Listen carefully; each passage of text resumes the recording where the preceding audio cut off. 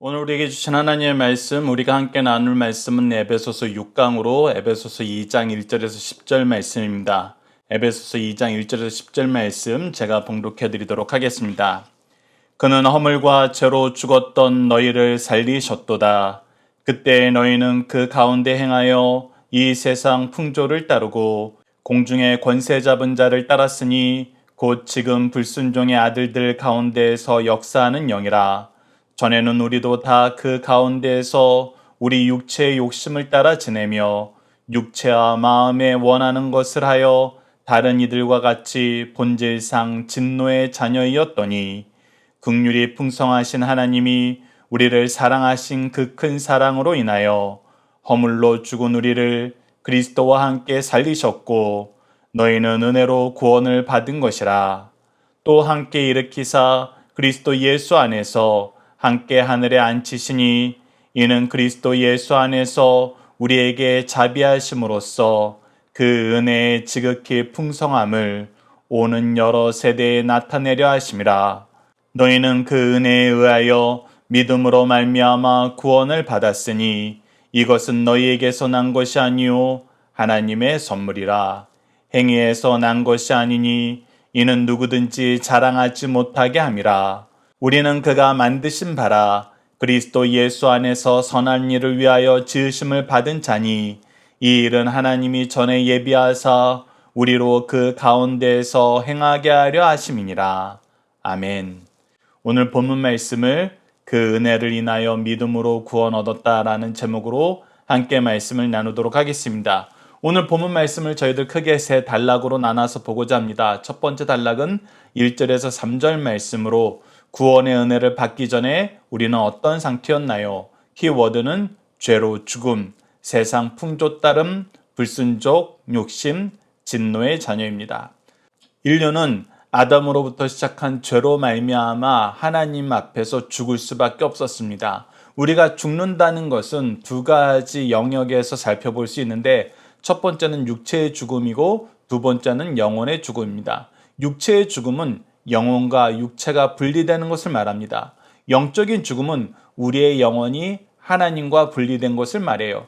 죄로 인하여 우리는 육적으로도 영적으로도 죽을 수밖에 없었고 우리 스스로의 힘으로는 이 죽음에서 벗어날 어떤 능력도 공로도 가질 수 없는 전적인 타락 상태에 있었던 것이 바로 우리의 과거의 모습입니다.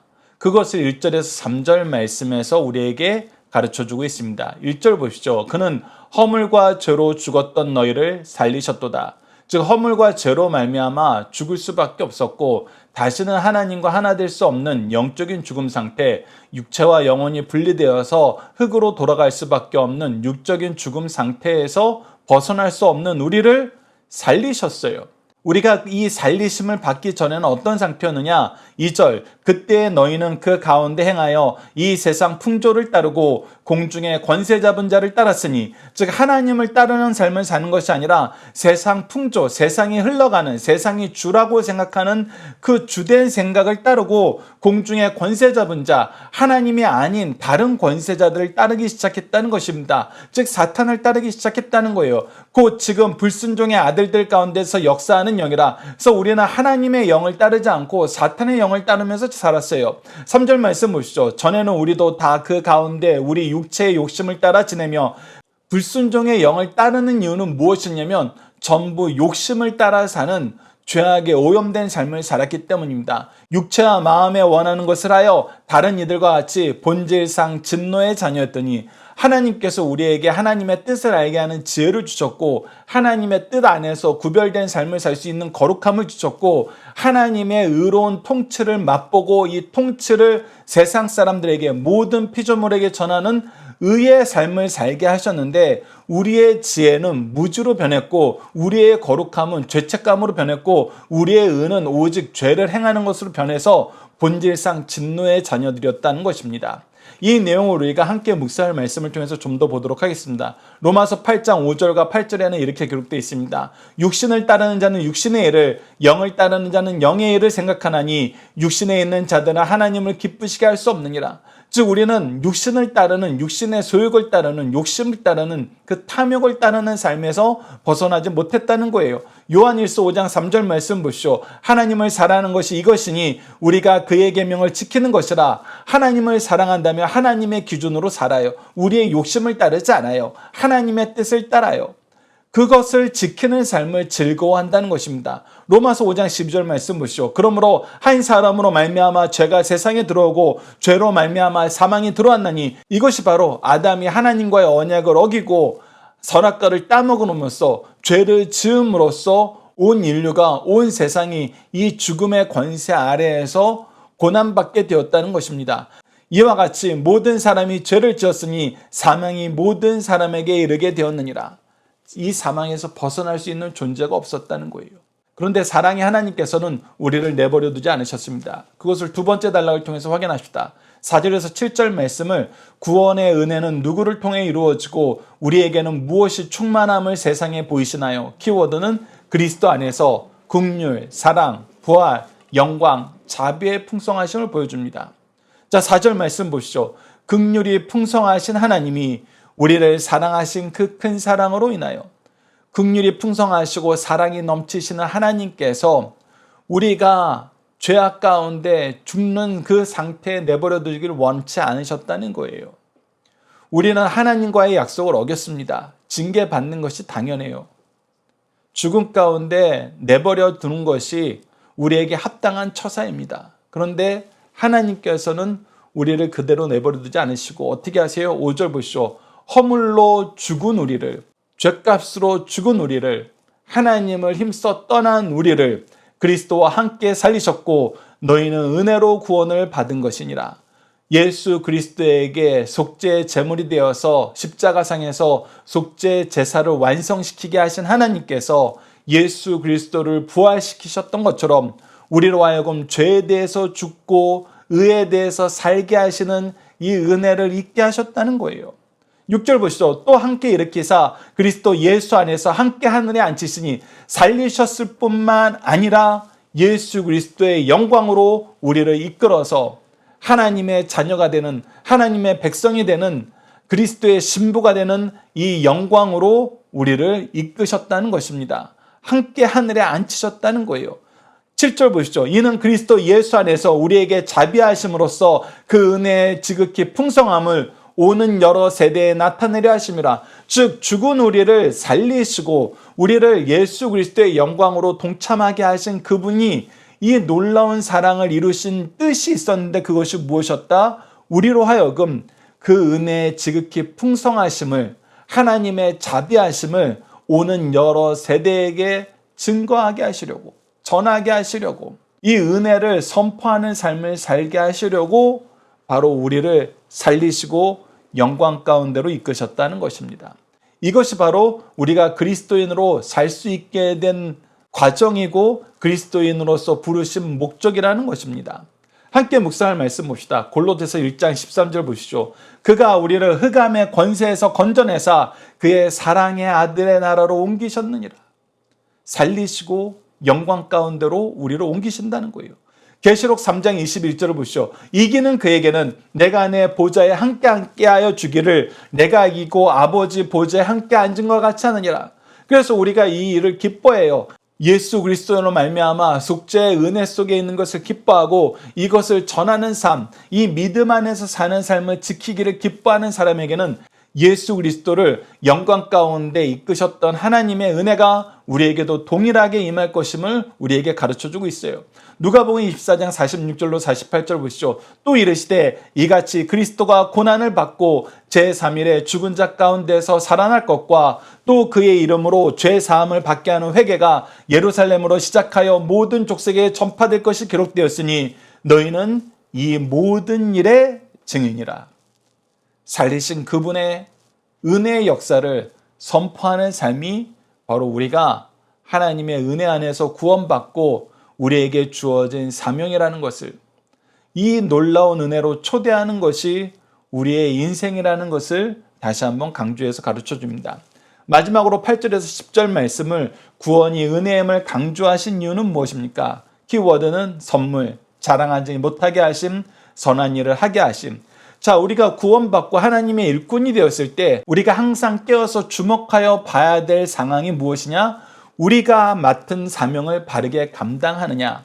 우리가 혹시라도 우리에게 주어진 사명을 잘못 행함으로 그 안에서 또 우리의 욕심에 이끌려 죄를 범함으로 우리에게 맡긴 영혼들에게 상처를 주는, 우리가 도리어 받은 은혜를 가지고 죄를 범하지 않도록 하시는 것이 가장 중요한 일이었어요. 그래서 우리에게는 지속적으로 받은 은혜를 바르게 사용할 것을 가르쳐주는 권면의 말씀을 허락하여 주십니다. 그것이 바로 8절에서 10절 말씀이에요. 특히 8절은 제가 여러분들과 함께 오늘의 말씀으로 함께 암송하길 바라는 말씀입니다. 너희는 그 은혜에 의하여 믿음으로 말미암아 구원을 받았으니, 자, 믿음으로 말미암아 구원을 받는 것이 성경을 통해서 우리에게 가르쳐주는 이 구원의 굉장히 중요한 서사인데, 그 서사 또한 무엇으로 시작하였다? 하나님의 은혜로 시작하였다. 우리의 공로가 아니라 하나님의 은혜였다. 이것이 너희에게서 난 것이 아니요 하나님의 선물이라. 그래서 이것이 하나님의 선물, 은혜로 시작한 하나님의 일하심임을 우리가 먼저 인정해야 된다는 거예요. 여기에 우리의 공로를, 우리의 업적을, 우리의 자랑을, 우리의 교만을 섞어버리려고 하면 안 돼요. 계속해서 9절 말씀 보십시오. 행위에서 난 것이 아니니 이는 누구든지 자랑하지 못하게 하려 함이라. 우리가 무엇인가를 자꾸 섞고 싶은 이유는 뭐예요? 우리 안에 있는 것을 그 안에 자꾸 섞어서 우리의 색깔을 내고 싶어하는 이유는 뭐예요? 우리가 자랑하고 싶기 때문이에요. 누구를 자랑하는 거예요? 예수 그리스도를, 하나님을, 삼위일체 구속사를 자랑하는 것이면 여러분은 문제가 안 돼요. 근데 자랑하고 싶은 것이 나예요. 근데 자랑하고 싶은 것이 나에게 되었을 때 바로 우리가 무엇을 확대 재생산하게 되느냐? 바로 죄라는 것입니다. 우리는 예수 그리스도의 사랑을 더 풍성하게 전해야 될 사명이 있는 사람들인데, 우리의 죄를 확대 재생산한다면 하나님 앞에서 얼마나 부끄러운 일이 되고 세상에 얼마나 해악된 일이 되겠습니까? 그래서 이 내용을 여러분들 꼭 기억하셔야 됩니다. 마지막 10절 보시죠. 우리는 그가 만드신 바라 그리스도 예수 안에서 선한 일을 위하여 지으심을 받은 자니 이 일은 하나님이 전에 예비하사 우리로 그 가운데서 행하게 하려 하십니다. 계속해서 얘기합니다. 우리는 죄를 생산하고 죄를 나누기 위해서 세우심을 받은 자들이 아니라 하나님의 선한 일을 위해서, 예수 그리스도의 선한 일을 전하여서 십자가의 은혜를 더 많은 사람들에게 전하기 위해서 세우심을 받은 존재라는 것, 그곳이 바로 교회이며 그 교회의 구성원인 성도라는 것, 여러분들 절대 잊으시면 안 되고 이 은혜 안에서 사시기를 간절히 부탁드립니다. 함께 묵상할 말씀 보십시오. 사도행전 3장 12절 말씀 보십시오. 베드로가 이것을 보고 백성에게 말하되 이스라엘 사람들아 이 일을 왜 놀랍게 여기느냐? 우리 개인의 권능과 경건으로 이 사람을 걷게 한 것처럼 왜 우리를 주목하느냐? 솔로몬 행각에서 안진뱅이로 평생을 살면서 구걸하는 사람을 일으켰을 때 사람들은 이것을 베드로가 가지고 있는 개인의 권능과 경건으로 알았어요. 그것을 부러워했어요. 이 부러워한다는 것 자체가 여러분들 어떤 의미냐면 내가 저것을 가지고 싶다, 나도 저것을 통해서 자랑하고 싶다라는 자기 욕망을 투영하는 거예요. 여러분은 우리가 이 세상을 살 때 주목해서 봐야 되는 것이 내가 자랑하지 않으면 괜찮아, 내가 나를 뽐내지 않는 건 괜찮아 하는데 여러분들 거기서 멈추면 안 돼요. 우리는 내가 자랑할 것이 없고 내가 뽐낼 것이 없다 그랬을 때 다른 사람들에게 내 욕망을 투영해서 그 사람이 잘 되는 것을, 그 사람이 내가 원하는 그 자랑 가운데 있는 것을 원하는 속성이 있어요. 여전히 하나님을 떠난 마음으로써 인간의 자랑을 하나님의 은혜 가운데 섞고 싶은 욕망이 있는 거예요. 그래서 내 아들은 이런 부분에서 좋아, 우리 목사님은 이런 부분에 좋아, 우리의 리더는 이런 부분에서 좋아 라고 하면서 하나님의 은혜로 말미암아 된 것을 내 아들이 잘한 거, 우리 목사님이 잘한 거, 우리 리더가 잘한 것으로 자꾸 포장하고 싶은 생각이 든다는 거예요. 그때 베드로가 얘기하는 겁니다. 왜 너희들 이것을 우리의 개인의 권능과 경건으로 보느냐? 이것은 하나님께서 우리에게 약속하신 말씀이 성취된 하나님의 은혜의 역사이다. 너희들도 이 은혜의 역사의 주인공들이다. 그런데 어찌하여 이 은혜를 너희들이 경히 여기면서 사람의 자랑만, 사람의 경건과 권능만 강조하는 삶을 살려고 하느냐? 눈을 떠라. 이 얘기를 하고 하나님의 은혜의 역사 안에서 오직 회개의 역사가 일어나는 것을 보게 됩니다. 여러분들, 이 놀라운 역사를 우리가 주목해서 보십시오. 우리가 자랑하고 싶은 욕망을 섞으면은 끊임없이 분열하고 다투는 역사를 끄집어내는데, 우리가 하나님의 은혜 안에서 우리가 가진 모든 것을 제거하면은 회개의 역사가 일어납니다. 이 은혜의 방정식을 우리가 꼭 기억했으면 합니다. 로마서 6장 6절 보시죠. 우리가 알거니와 우리의 옛사람이 예수와 함께 십자가에 못 박힌 것은 죄의 몸이 죽어 다시는 우리가 죄에게 종노릇 하지 아니하려 함이니라. 개인의 권능과 경건을 강조하면은 죄만 확장돼요. 그런데 우리가 예수 그리스도와 함께 십자가에 못 박힘으로 죄의 몸을 죽이면은 오직 하나님의 은혜와 찬양과 감사만 넘친다는 거 다시 한번 우리가 확인하게 됩니다. 로마서 6장 8절 보시죠. 자기의 육체를 위하여 심는 자는 육체로부터 썩어질 것을 거두고 성령을 위하여 심는 자는 성령으로부터 영생을 거두리라. 네, 우리의 자랑을 섞으면 썩는 죄만 만들어요. 썩을 것만 만들어요. 그러나 하나님의 은혜만 우리가 드러내면은 성령으로부터 영생을 얻게 됩니다. 영생 얻는 자가 많아져요. 회개의 역사가 일어납니다.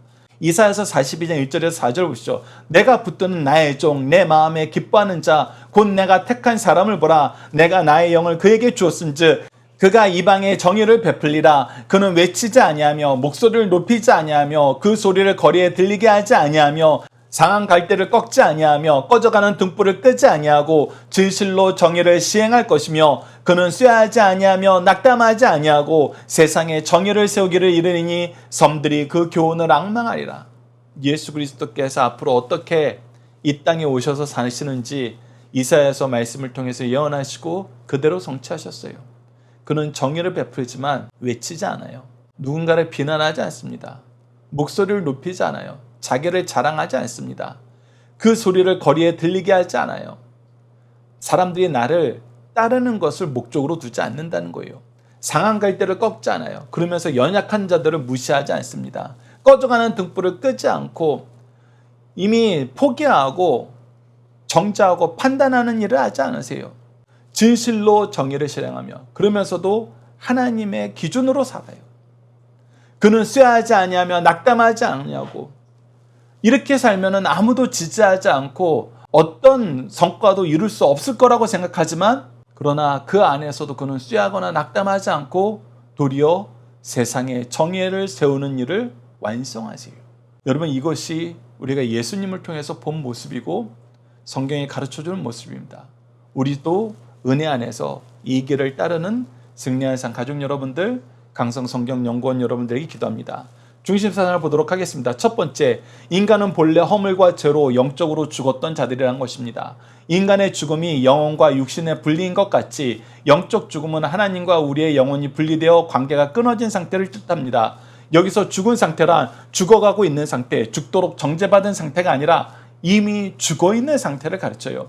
이 상태는 신앙적으로는 절망 상태요, 본질적으로는 하나님의 진노권 안에 있는 상태요. 이 원리에서 보면 불신앙의 상태에서의 문화적, 업적이나 도덕적 선은 구원을 위한 어떤 영향도 미칠 수 없다는 것을 우리가 깨닫게 됩니다. 그 이유는 우리의 업적이 하나님과 우리를 하나로 만들 수 없기 때문입니다.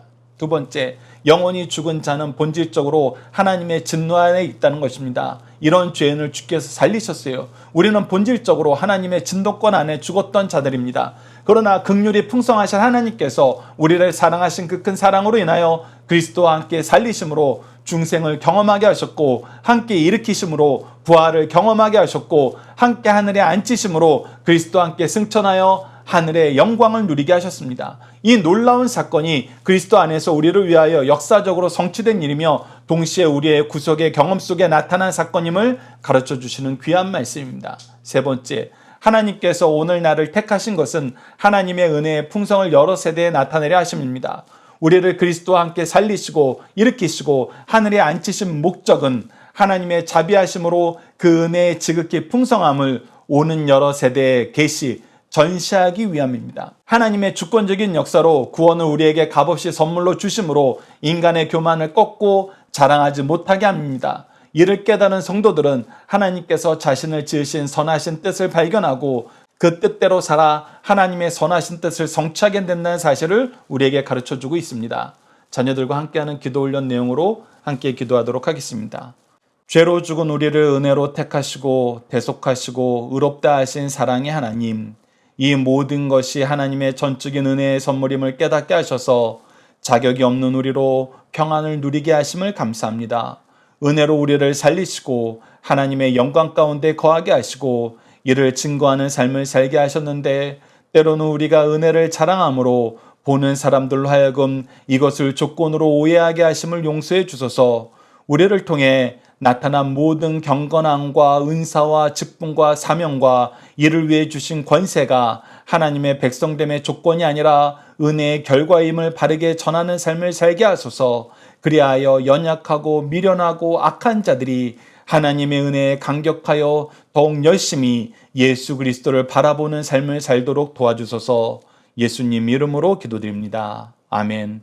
우리가 오늘 합심 기도할 내용은 우리가 조건을 이야기하는 재판관이 아니라 은혜의 결과를 나타내는 그리스도의 종이 되어서 세상에 하나님의 사랑을 바르게 증거하도록 함께 기도합시다.